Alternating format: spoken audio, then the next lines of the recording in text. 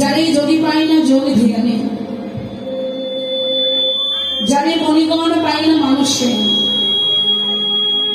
যারে ব্রহ্ম পাই না ব্রহ্ম জ্ঞানে,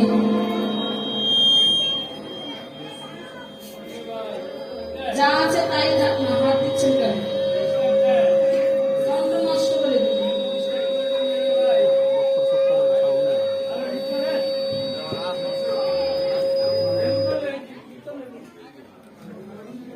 আচ্ছা যা আছে যা ছিল তাই থাক।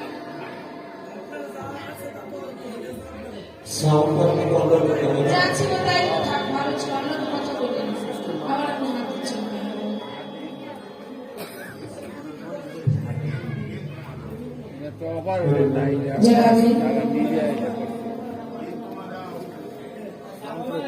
আগে সাউন্ডটা খুব ভালো আছে, খারাপ আছে।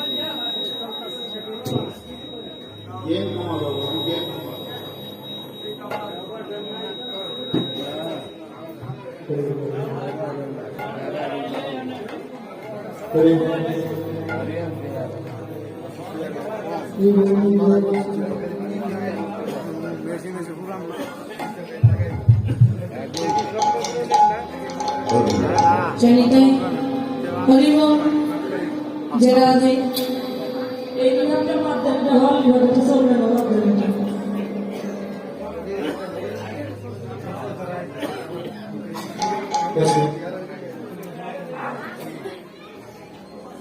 দেন কেন হইছে ভাই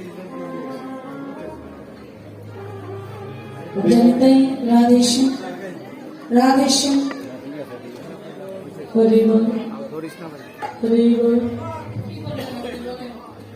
হরিব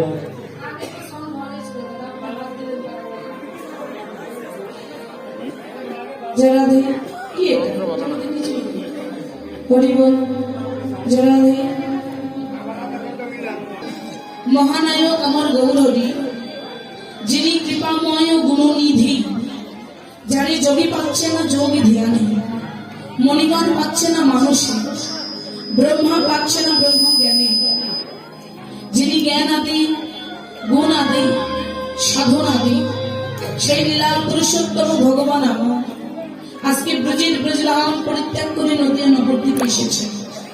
যেমন বর্তমান যুগে বর্তমান সময়ে যে আসলে আপনারা বসে আছেন বাবা, সবাই আপনারা বসে আছেন, একজন আরেকজনের পাশে, আরেকজন আরেকজনের পাশে বসে আছে।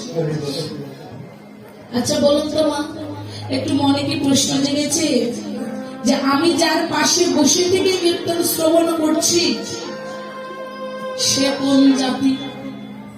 প্রশ্ন এসেছে আপনাদেরকে, প্রশ্ন এসেছে যে কীর্তনিয়া মা তুমি কীর্তন করছো, তুমি কোন জাতি? প্রশ্ন এসেছে কেন?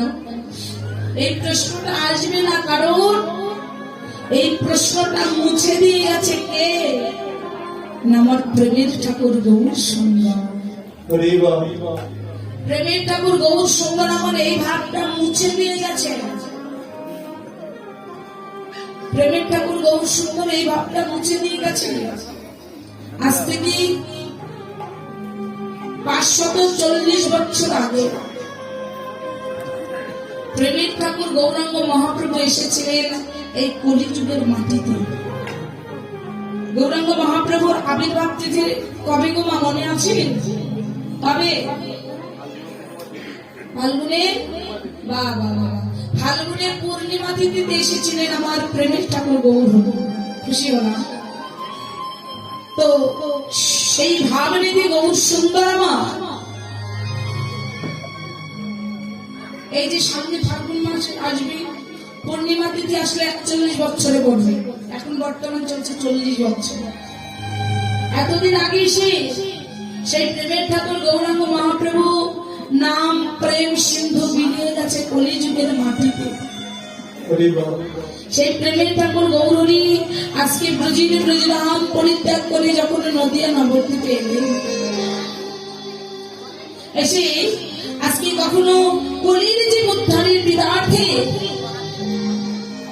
আজকে ভগবান শ্রীকৃষ্ণ অবতার পরিত্যাগ করে নদিয়ায় এসে মরিয়া হয়ে পড়লেন কলির জীবের মলিন দশা দেখে। তাই প্রেমের ঠাকুর গৌর সুন্দর আমার মধুমাতার কৃষ্ণ নামের ডালি মস্তকে ধারণ করি, কে উঁচু কে নিচু, কে বালক কে বৃদ্ধ, কে নারী কে পুরুষ, কোন জাতির বিচার না করে যখন তখন যারে তারে অবিচারে অকাতরে অযাচিত ভাবে মধুর প্রেম সম্পদ বিলিয়ে দেন।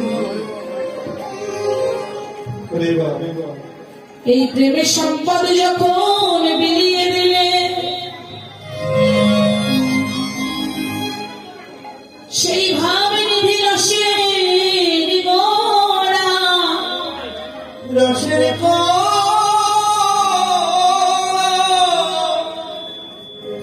ওই প্রেমের ঠাকুর গৌর সুন্দর আমার আজকে সুরধনী গঙ্গার কোলে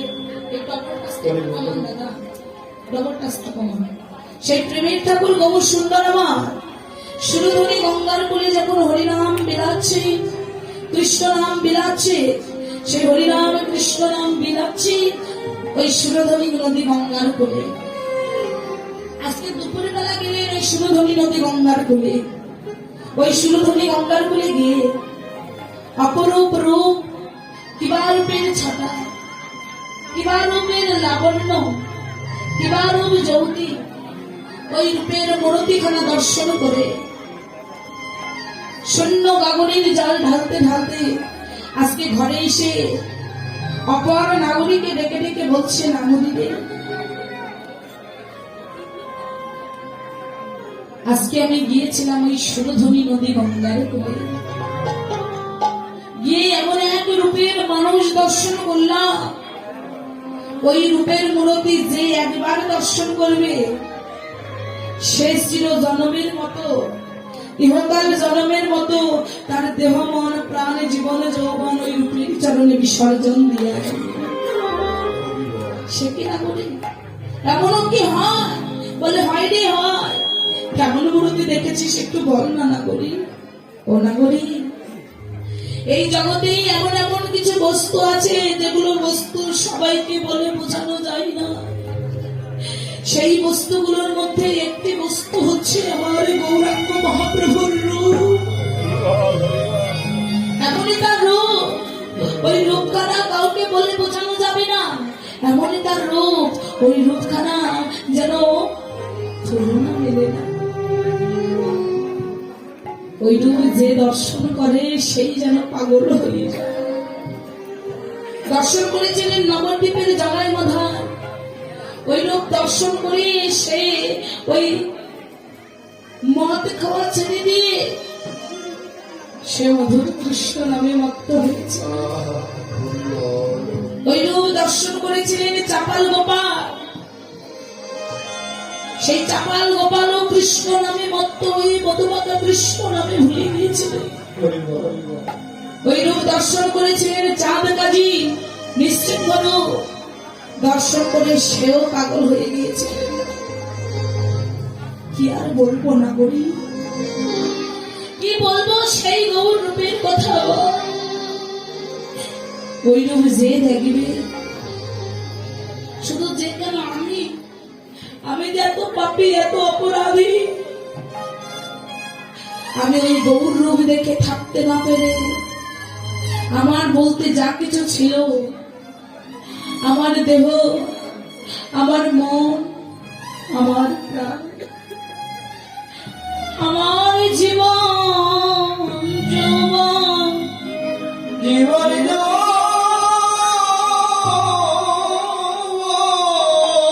আমার বলতে যা কিছু ছিল সমস্ত কিছু আমি আমার গৌরীর চরণে অর্পণ করে দিয়েছি। গৌর রূপ যারা দেখে বাবা তাদের দশা এমনই হয়।